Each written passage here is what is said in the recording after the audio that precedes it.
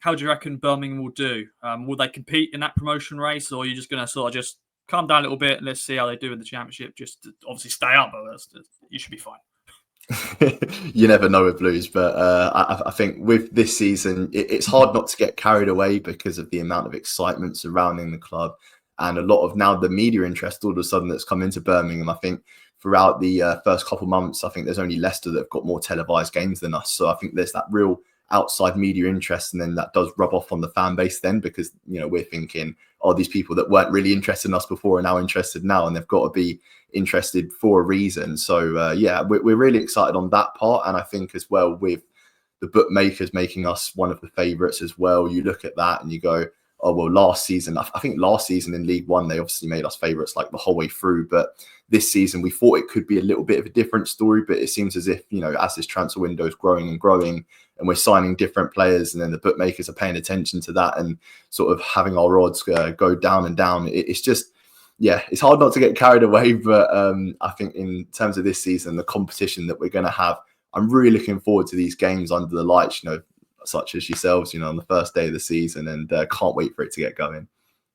Yeah, those games are going to be very interesting because that'll be the big talking point, promotion rivals going head to head. And then, the opening day, Friday night, under lights at St Andrews, as you mentioned, that's going to be massive. And obviously when we play at Portman Road, it's Easter Monday. So that is part of the start of the run-in. How are you feeling for those two games? Obviously, last time we met, obviously Town were going up to the Premier League and you guys are getting relegated. So this time around, rivals.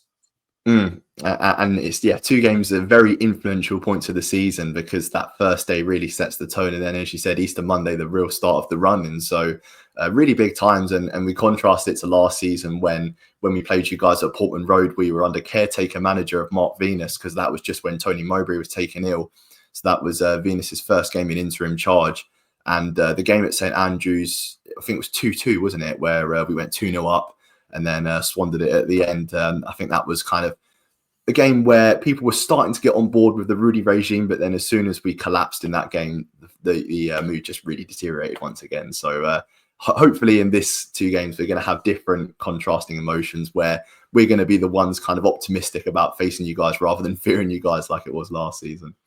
Yeah, definitely. And obviously, you've got the Tom Brady effect. We've got the Ed Sheeran effect. So I'm sure that's going to be another big talking point going into this game.